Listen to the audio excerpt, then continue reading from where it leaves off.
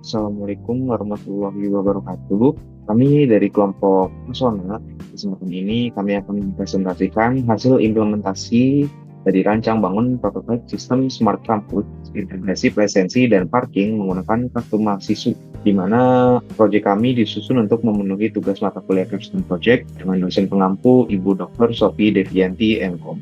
Kelompok kami beranggotakan 4 orang. Yang pertama ada Ananta Zia Roman SFI, saya Maeswara Bustam dan Hafiz, lalu ada Gudang Gunawan, dan terakhir ada Muhammad Iksan Rizky Anwar. Langsung saja masuk ke materi yang akan disampaikan oleh rekan saya. Oke, selanjutnya di sini ada latar belakang pengembangan teknologi informasi dan Internet of Things ini, atau bisa disebut IoT, semakin mendorong transformasi menuju konsep Smart Campus, yaitu lingkungan kampus yang memanfaatkan teknologi untuk mengingatkan efisien, keamanan, dan kenyamanan seluruh sivitas akademika. Dalam kegiatan perkuliahan, presensi mahasiswa dan manajemen parkir merupakan dua aktivitas penting yang sering menghadapi kendala seperti keterlambatan pencatatan kehadiran, kecurangan ASMC, antrian panjang di area parkir, hingga kesulitan dalam memantau kesediaan slot parkir. Nah, dengan manfaat kartu tanda mahasiswa atau bisa disebut KTM ini, yang dilengkapi dengan teknologi radio frekuensi identification atau RFID atau sejenisnya, kedua kebutuhan tersebut dapat diintegrasikan dalam satu sistem yang lebih otomatis, cepat dan akurat. Melalui integrasi presensi dan parkir berbasis kartu mahasiswa, pihak kampus bisa atau dapat meningkatkan efisiensi operasional, mengurangi kesalahan pencatatan, sekaligus memberikan pengalaman yang lebih praktis bagi mahasiswa dan staf kampus.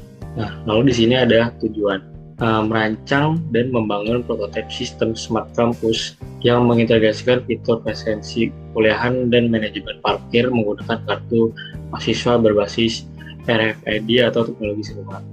Lalu ada meningkatkan efisien dan akurasi proses pencatatan kehadiran mahasiswa serta akses parkir secara otomatis dan real time. Lalu ada mengurangi potensi kecurangan pada sistem absensi manual dan mengoptimalkan kontrol keluar masuk kendaraan di area parkir kampus. Lalu ada memberikan kemudahan bagi mahasiswa dalam melakukan presensi dan parkir hanya dengan satu kartu, sehingga mendukung terciptanya lingkungan kampus yang cerdas dan terintegrasi. Selanjutnya di sini ada batasan. Yang pertama ada hanya fokus pada presensi perkuliahan dan akses parkir menggunakan KTM berbasis RFID. Lalu ada implementasi dilakukan hanya dalam skala prototipe, tidak mencakup seluruh area kampus. Lalu ada uji coba parkir dibatasi pada satu gerbang masuk atau keluar. Lalu presensi hanya mencatat waktu kehadiran tanpa memverifikasi tambahan. Nah, lalu ada aspek keamanan data dan skalabilitas hanya sebatas fungsi dasar saja. Oke, bisa next. Oke teman-teman semuanya, di sini saya akan menjelaskan terkait komponen-komponen yang kita gunakan dalam pembuatan sistem Smart Campus di sini, di mana Smart Campus ini mengintegrasikan dua komponen penting. Yang pertama itu sebagai Smart Presensi, yang kedua itu sebagai Smart Parking, di mana Smart Presensi dan Smart Parking ini menggunakan dari KTM mahasiswa Unsika, di mana KTM Unsika biasanya kita lihat itu hanya sebagai transaksi bank saja, tapi di sini kita bakal membuat multifungsi sebagai ide baru dan prototipe pengembangan sebagai penggunaan digitalisasi smart presensi dan smart parking. Nah, di sini ada beberapa skematik sistem IoT dalam penggunaan smart presensi yang bakal kita bangun, di mana di sini kita menggunakan aplikasi modul gunanya untuk sebagai menyimpan data berupa waktu ketika mahasiswa mengetap KTM sheet tersebut ke reader FRID. Di sini kita menggunakan sensor FRID yang series RC522. Yang selanjutnya di sini kita menggunakan OLED display untuk memvisualisasikan informasi jadwal kelas berupa ruangan, MK tersebut dan dosen pengampu. Dan selanjutnya di sini kita menggunakan buzzer dan indikator lampu LED ketika di tap apakah berhasil atau tidak output yang dihasilkan. Dan juga di sini kita menggunakan ESP series S3 yang terbaru gunanya untuk meningkatkan aksesibilitas dalam penggunaan komponen tersebut. Nah, adapun di sini untuk desain 3G-nya, di mana desain 3G ini berfungsi sebagai visualisasi kotak si alat tersebut.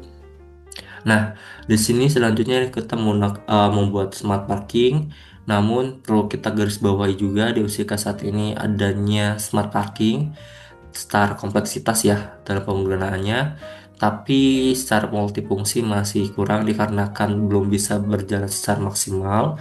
Di sini kita membuat secara smart plugin yang sederhananya saja, di mana untuk saya mekanik sistemnya di sini kita menggunakan OLED display berfungsi untuk menampilkan output dari sensor HyperID apakah tabnya berhasil ataupun tidak. Nah, jika berhasil maka bakal berbunyi dan selanjutnya motor servo itu bakal bergerak ke atas.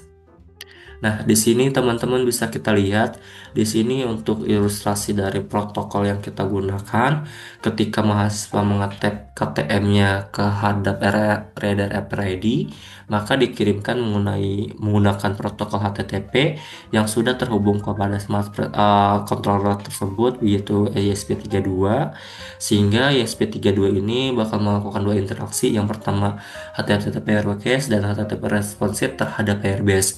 Nah, di sini kita menggunakan database Firebase gunanya untuk penyimpanan secara online dibandingkan secara lokal. Dikarenakan kalau misalkan kita menggunakan SQL seperti biasanya, si ESP ini tidak memadai dikarenakan ESP S3 walaupun terbaru, tapi penyimpanannya masih sama, yaitu berupa 580 kilobytes. Berbeda dengan mikrokomputer lainnya, dikarenakan ESP ini merupakan salah satu jenis microcontroller, maka kita menggunakan Firebase, yang mana fungsinya sebagai akselerasi dalam penyimpanan data secara aktual dan secara online.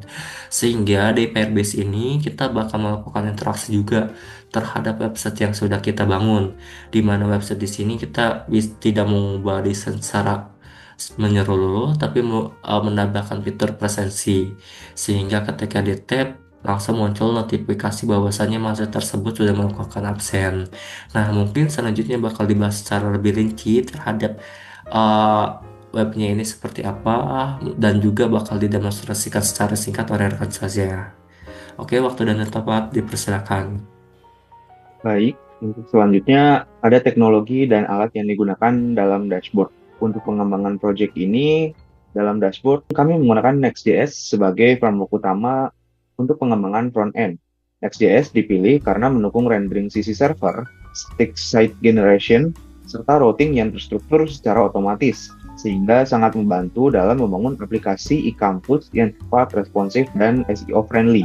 Selain itu, Next.js juga memiliki integrasi yang baik dengan TypeScript dan mudah untuk melakukan deployment ke berbagai platform seperti Vercel salah satunya.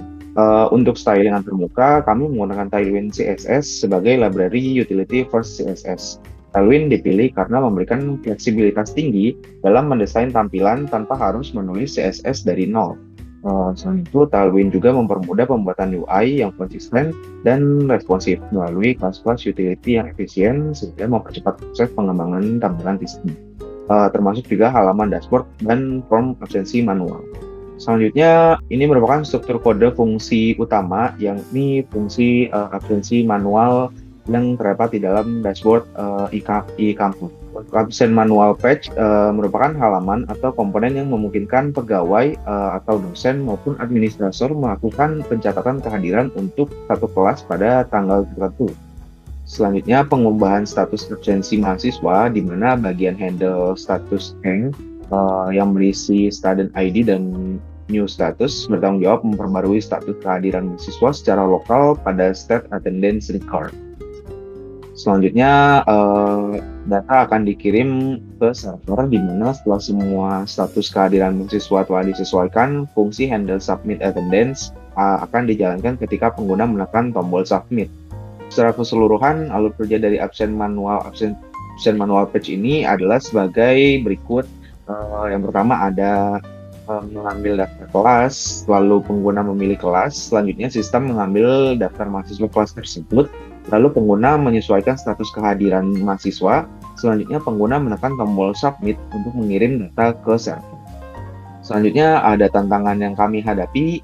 Yang pertama, mungkin tantangan yang kami hadapi ada di integrasi backend, di mana integrasi antara front-end dan juga API backend membutuhkan proses komunikasi dua arah seperti pengambilan data kelas, data mahasiswa, serta pengiriman data absensi ke server. Jadi kami harus memastikan bahwa struktur payload yang dikirim dari front end sesuai dengan yang diharapkan oleh back end, termasuk validasi format tanggal, ID, dan sebagainya. Nah, proses ini tuh menuntut kepahaman terhadap konsep API, pengguna HTTP method yang tepat, serta mekanisme error handling yang baik dari sisi front end. Selanjutnya pembuatan website yang responsif, di mana responsif website sendiri merupakan di mana memastikan tampilan sistem menyesuaikan dengan berbagai ukuran layar mulai dari desktop, tablet, juga smartphone. Karena nantinya fitur ini diakses melalui berbagai device seperti handphone maupun tablet, karena keterbatasan waktu kami mengalami kendala di responsivitas website. Sehingga untuk saat ini website yang ditampilkan hanya dapat ditampilkan dengan baik di mode desktop. Yang terakhir ada pembelajaran framework Next.js, di mana tantangan ini kami hadapi karena kami juga baru mempelajari Next.js, di mana sebelum-sebelumnya kami biasa menggunakan React, tapi saat ini kami mencoba untuk menggunakan React.js karena Next.js lebih baik dalam sisi server-side rendering dan juga integritas dengan API.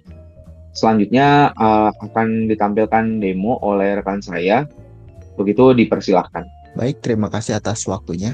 Untuk demo singkatnya kita mulai dari kodenya dulu ya. Seperti kita lihat di sini, kodenya itu menggunakan framework Next.js. Jadinya tampilan struktur kodenya seperti ini. Jadi ini kita ambil contoh, misal di sini halaman caption project detail perkuliahan. Karena kita membuat komponen di folder yang berbeda, jadi kita hanya memanggil-manggilnya saja. Dan isi kode yang di komponen itu seperti ini. Jadi ini udah tinggal dipanggil-panggil aja. Jadi konsepnya itu lebih mempermudah pengembangannya. Kita mulai dulu ini dengan menggunakan npm run dev untuk membuild app-nya. Kita akses localhost 3000 di browser. Nah, ini adalah halaman pertama, yaitu halaman login. Memang desainnya dibuat mirip dengan Siska kampus Unisika saat ini karena memang desainnya tujuannya untuk menambah fitur. Coba kita sini masukin email kampus dan passwordnya.